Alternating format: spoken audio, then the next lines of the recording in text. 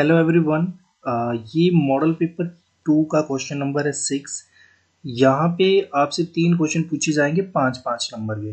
ठीक है, और करके यहाँ पे टोटल 6 क्वेश्चन हो जाते हैं। तो बारी बारी से हम ये 6 क्वेश्चन सॉल्व करेंगे और आई होप आपको फाइनल एग्जाम में भी इनमें से कोई ना कोई क्वेश्चन देखने को मिलेगा। ठीक है, फर्स्ट मॉडल की क्वेश्चन भी देख लेना और ये है आपका second model paper. So first question है what do you mean by basic loop statement in SQL. Okay, so देखिए लूप बेसिकली वो स्टेटमेंट होती है जिनमें हमें किसी स्टेटमेंट कैलकुलेशन या किसी ब्लॉक को बार बार एग्जीक्यूट करना होता है। ठीक है, तो इसके लिए हम सिंपली लिखेंगे in PL SQL a basic loop repeatedly execute a block of code until a exit statement is encountered। यानी जब तक कोई exit कंडीशन, जैसे हमें कोई लूप 5 टाइम एग्जीक्यूट करनी है, अगर हम 0 से एग्जीक्यूट करेंगे तो एग्जिट कंडीशन हम लिखेंगे जैसे कोई वेरिएबल लिया a स्मॉलर देन 5। ओके, तब 5 से पहले 4 पे वो एग्जिट कर जाएगा और 0 से लेकर 4 तक जैसे 5 टाइम वो स्टेटमेंट एग्जीक्यूट होगी। या हमें नंबर ही प्रिंट करने तो 0 से लेकर 4 तक वो 5 नंबर हो जाएंगे। अगर हम स्टार्टिंग 1 से करते हैं तो हमें लिखना पड़ेगा 1 स्मॉलर देन इक्वल टू 5 ताकि वो 5 को भी प्रिंट करे, तब 5 नंबर प्रिंट होंगे। ठीक है, सो यही मतलब है इसका कि जब तक कंडीशन फुलफिल नहीं होती तब तक उसको रिपीटेडली एग्जीक्यूट करता रहेगा उस ब्लॉक को। हिंदी में लिखेंगे पीएल एसक्यूएल में बेसिक लूप तब तक कोड के ब्लॉक को रिपीट करता है जब तक कि एग्जिट स्टेटमेंट का यूज करके उसे रोका ना जाए। सिंटैक्स सिंपली आ जाएगा, आप लूप लिखोगे फिर स्टेटमेंट टू एग्जीक्यूट, जिस स्टेटमेंट को बार बार एग्जीक्यूट करना है वो लिखेंगे, देन एग्जिट लिखोगे और एग्जिट में व्हेन कंडीशन लगाओगे आप, मतलब बताओगे कि कहां तक या कैसे उसको स्टॉप करना है। ओके, और फिर लास्ट में आप कर दोगे एंड लूप। अब यहाँ पे एग्जाम्पल देखते हैं। पहले जैसे डिक्लेयर सेक्शन, वेरिएबल लिया मैंने काउंटर, जिसका नाम रखा काउंटर, डाटा टाइप पे है नंबर और वैल्यू दी उसकी 1। बिगिन, फिर ये लूप आई, मतलब यहाँ से लूप स्टार्ट कर रहे हैं हम। ओके, देन ये सिंपली नंबर प्रिंट करेगा, जैसे काउंटर लिखेगा, 2 डॉट लगाएगा और उसके आगे लिखेगा 1। देन हमने लिखा है काउंटर, मतलब इसमें इंक्रीमेंट ऑपरेटर लगाया है, काउंटर प्लस 1, फिर उसमें एक प्लस करेगा ये। ओके, और फिर रखिए exit condition smaller than 5। Okay, so exit condition में 5 से कम रखा हुआ है तो ये 1 से स्टार्ट करेगा और 4 तक ही चलेगा, 5 प्रिंट नहीं करेगा। अगर यहाँ पे इक्वल टू का निशान भी लगा होता तब 5 प्रिंट करता है। ठीक है, तो ये काउंटिंग चलेगी 1 से लेके 4 तक। फिर लास्ट में एंड लूप लिखना है और फिर एंड को लिख देना है हमने। ओके, सो नेक्स्ट क्वेश्चन है what do you mean by trigger, what are the different kinds of triggers. देखिए ट्रिगर से मुझे याद आ रहा है कि ये जो पीएल एसक्यूएल ब्लॉक है ना, यहाँ से क्वेश्चन आता है पेपर में, ध्यान से देखना है इसको। ठीक है, मतलब इस वीडियो में नहीं है, ऐसे बता रहा हूँ आपको कि what do you mean bye PL SQL block structure, ये क्वेश्चन आता है पेपर में। और देख लेना कल भी देखने को मिलेगा, कल पेपर है ना हम लोगों का, कल देखना। ओके, सबसे पहले हम ट्रिगर की बात करते हैं। सो ट्रिगर बेसिकली एक स्टोर्ड प्रोसीजर्स होते हैं, मतलब उनके अंदर कोडिंग लिखी होती है और जैसे ही किसी भी टाइप का इवेंट अकर होता है, जैसे सपोज हम कोई चीज़ इंसर्ट कर रहे हैं, डिलीट कर रहे हैं, अपडेट कर रहे हैं, कुछ भी कर रहे हो, तो ये इवेंट जब भी एग्जीक्यूट होगा तो ट्रिगर जो ऑटोमेटिकली फायर हो जाएगा, एग्जीक्यूट हो जाएगा। ठीक है, तो इसके लिए सिंपली लिखोगे ए trigger is a special stored procedure in PL SQL that automatically executes when a specific events like insert, update और delete occurs on a table। यानी टेबल के ऊपर हम ये कोई भी एक्शन परफॉर्म करते हैं तो मतलब ट्रिगर जो वो फाइड होगा। Okay, it helps in enforcing business rules, auditing changes and maintaining data integrity. और ये हेल्प करता है बिजनेस रूल्स, मतलब जैसे कोई प्राइमरी की लगाई है, फॉरेन की लगाई, ठीक है, कोई 2 टेबल हमने कंबाइन किए हुए है ना, तो जिस भी टाइप की कंडीशन लगाई होगी उनको ये इम्प्लीमेंट करेगा, जो भी चेंजेस है उनका ऑडिट कर सकता है और डाटा इंटीग्रिटी को मेंटेन रखता है। ओके, एंड हिंदी में हम लिखेंगे PL/SQL में ट्रिगर एक स्पेशल स्टोर्ड प्रोसीजर है जो किसी टेबल पर इंसर्ट, अपडेट या डिलीट जैसी इवेंट पर ऑटोमेटिकली एग्जीक्यूट होता है।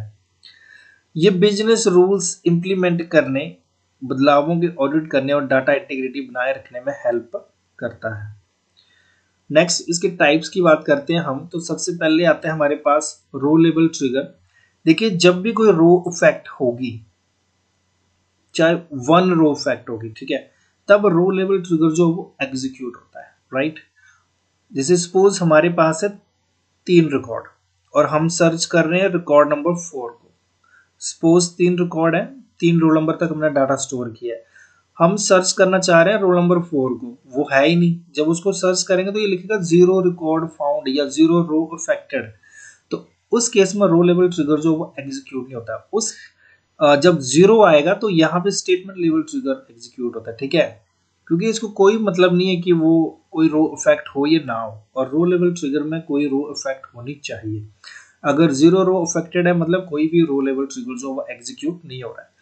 बिफोर ट्रिगर ये सिंपली क्या करेगा, किसी भी एक्शन को परफॉर्म करने से पहले ये फायर हो जाता है, यानी डाटाबेस के अंदर किसी भी डाटा मतलब चेंजेस को ये इम्प्लीमेंट करता है। और आफ्टर ट्रिगर पहले डाटाबेस के अंदर मतलब एक्शन परफॉर्म करेगा, ओके, इम्प्लीमेंट करेगा जो भी एक्शन आपने लिए, फिर उसके बाद बताता है। इसको आप इस तरह से समझ सकते हो कि बिफोर ट्रिगर, जैसे आपने कोई चेंजेस किया और उसको आपको डिस्कार्ड करना है या फिर सेव कर देना है या यस करना है या कंटिन्यू, ये सारी चीजें जो आप करते हो तो वो बिफोर ट्रिगर में आती है।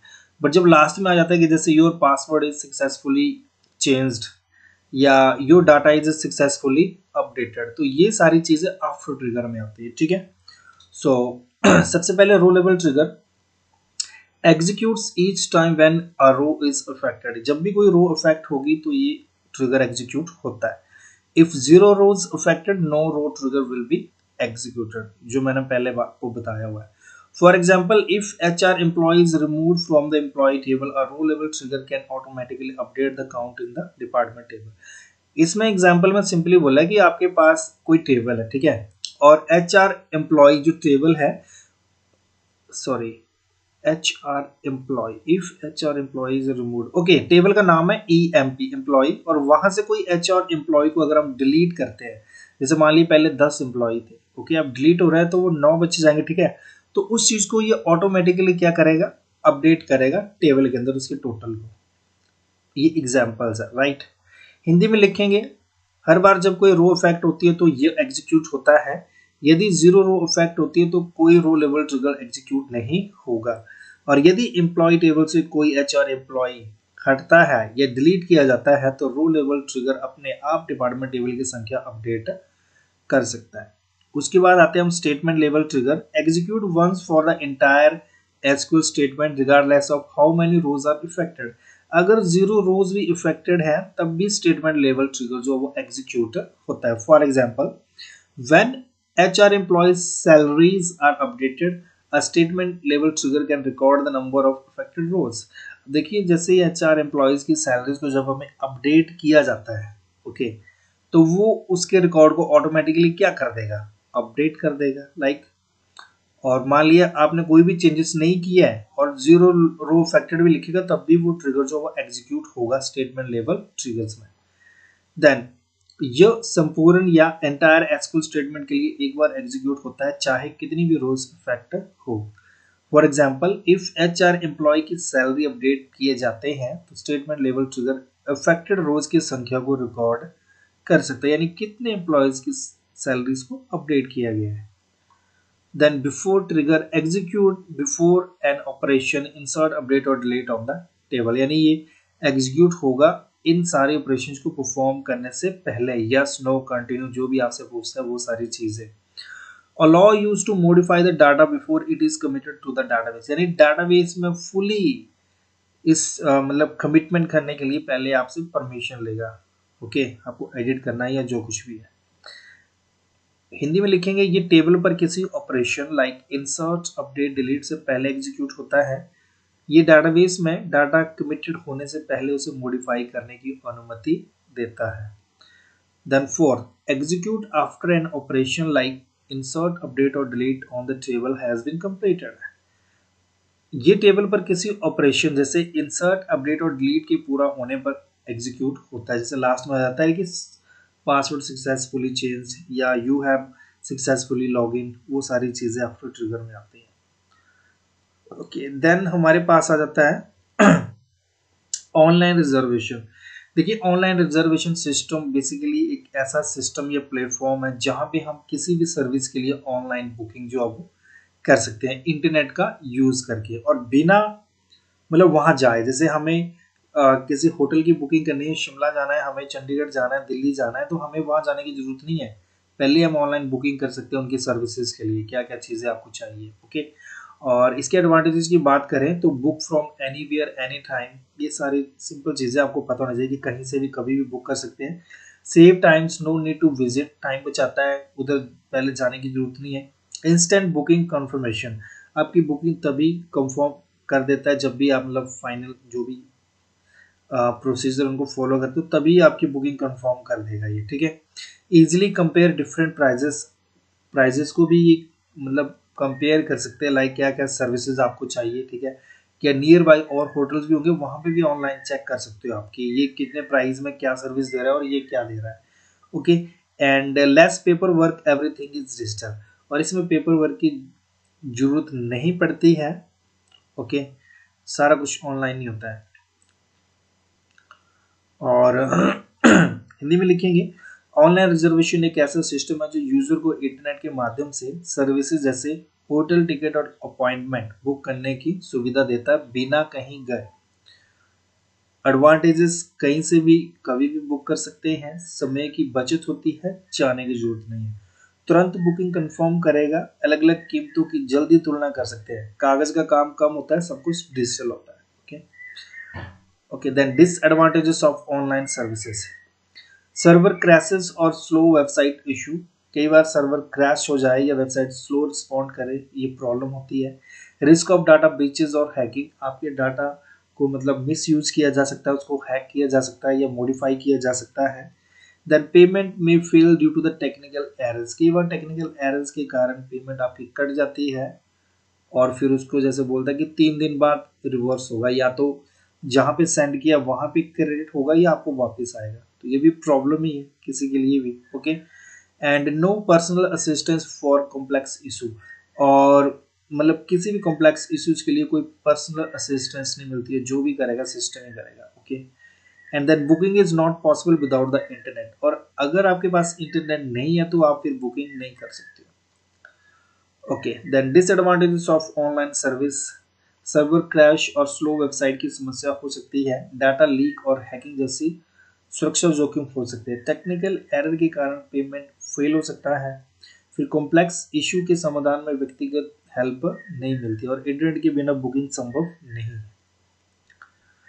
ओके, देन हमारे पास है what are the advantages and disadvantages of online shopping. सबसे पहले shop any time from anywhere, ये तो सिंपल है यार, ऑनलाइन शॉपिंग आप फ्लिपकार्ट अमेजोन सब यूज करते हैं तो ये आप लिख लोगे, wide variety of product available, better discount and offers, saves time, no need to visit stores and easy to compare prices across websites। Okay, आप आजकल फ़ोन ही लेते हैं तो 36 साइट्स देखते हैं आप कि यहाँ पे कोई फ़ोन जो 35,000 का मिल रहा है और वही दूसरे वेबसाइट पे 30,000 का मिल रहा है या 32,000 का मिल रहा है, देखते हो ना आप लोग, तो ये सब बताने की ज़रूरत नहीं है और ये हिंदी में है, ठीक है, वही सब ये देख लेना आप खुद ही।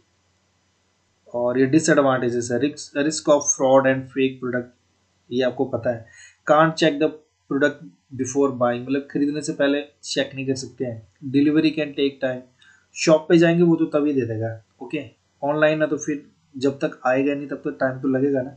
नहीं, returning item can be difficult, कई बार चीज़ों को रिटर्न करना काफ़ी मुश्किल होता है और पर्सनल इन्फॉर्मेशन में नॉट बी सेफ, अब क्योंकि इन साइट्स को हैक वगैरह किया जा सकता है तो जो भी पर्सनल इन्फॉर्मेशन आपने शेयर किया वो सेफ नहीं होती है। ओके, देन हिंदी में प्रोडक्ट की गुणवत्ता सुनिश्चित नहीं होती, लाइक होता है ना कई बार मंगवाया कुछ और होता है, साबुन की टिकिया भेज देते हैं, सो वो सारी चीज़ें आपको देखने को मिल सकती है, देख लेना आप इसको खुद ही। Okay, then next, what are the various modes of online payment, online payment के अलग अलग मोड्स, ये सब आपको पता है, credit card, debit card, okay, then net banking, UPI, फिर mobile wallets, and then last में क्यूआर कोड पेमेंट, ओके। ये सारी चीज़ें आपको पता है, लिख लेना आप लोगों ने खुद ही। Secure and widely accepted payment method, direct bank account transaction without a card, और UPI instant mobile based payment, okay, और mobile wallet like Paytm, Google Pay etcetera. और स्कैनिंग वाला तो आपको पता ही है, हर शॉप पे आजकल स्कैन चला हुआ है, ओके। छोड़ो पर, नेक्स्ट क्वेश्चन है, what is the difference between while and do while, okay. मेरे को लगता है कि यहाँ पे ना मैं थोड़ा हेडिंग चेंज करना भूल गया हूँ, ओके। सो आप फॉर लूप और डू वाइल लूप में डिफरेंस देखिए, समझ में आ रही बात है। ये वाइल नहीं है, ये डू वाइल और फॉर लूप के बीच में हो गया, मैं थोड़ा सा भूल गया हूँ यहाँ पे, ओके। सो देखिए, used when the number of iteration is known, और आपको पता है फॉर लूप में जब हमें आइटरेशन पता होती है तभी चलती है। Then initialization, condition and increment decrement are in one line, ये सब कुछ एक ही लाइन में चलता है फॉर लूप में, तीनों चीजें। And best for counting loops, जब हमें लूप्स मतलब हमें पता होता है नंबर्स कितने बार रन करनी है तब यूज कर सकते हैं इसको, ठीक है। Execute only if the condition is true from the start, और शुरू से स्टार्ट करता है तो जब तक कंडीशन सही होगी तब तक ही चलेगा, स्टार्टिंग में कंडीशन फॉल्स हो तभी उसके बाद नहीं चलेगा ये, ओके। ओके, देन एग्जांपल, ये फॉर लूप इस तरह से चलती है, जैसे यहाँ पे वेरिएबल लिया आई, 0 से स्टार्ट करेगा, 4 तक चलेगा ये, ओके। और इक्वल में इसका स्टेटमेंट को हम प्रिंट कर देंगे। देन दूसरी तरफ, used when the number of iteration is unknown, इसे तब यूज किया जाता है जब हमारे पास पता नहीं होता कि कब तक किसी लूप को एग्जीक्यूट करना है। Only condition is checked, initialization increment are separate. अब फॉर लूप में देखो सब कुछ एक ही लाइन में, और यहाँ पे अलग अलग जगह पे होता है, कंडीशन कहीं चेक की जाती है, इंक्रीमेंट कहीं पे, और प्रिंट कोई चीज़ कहीं पे की जाती है, इनिशियलाइजेशन कहीं पे, ठीक है। Best when looping until a condition is met, और इसको तब यूज करना है जब तक कि कोई कंडीशन मतलब फॉल्स नहीं हो जाती तब तक एग्जीक्यूट करते हैं। मतलब फॉर लूप में हम बता देते हैं कि कब तक करना है, बट वहां पे जब तक मेट नहीं होगी तब तक वो रन करता रहेगा, कई बार तो इनफाइनाइट लूप में चलता रहता है। Execute at least once if initialize properly, अगर बिल्कुल सही प्रोग्राम में लिखी तो कम से कम एक बार जरूर एग्जीक्यूट करेगा। बेशक फर्स्ट मतलब फर्स्ट चेकिंग पे फेल हो जाए बट फिर भी चलेगा ये, ओके। जैसे यहाँ पे इनिशियलाइजेशन अलग करी है ना हमने, आई 0 से स्टार्ट किया, फिर वाइल लिखा हमने, एंड देन, अरे ये कुछ ना गड़बड़ हो गई है मेरे को लग रहा है।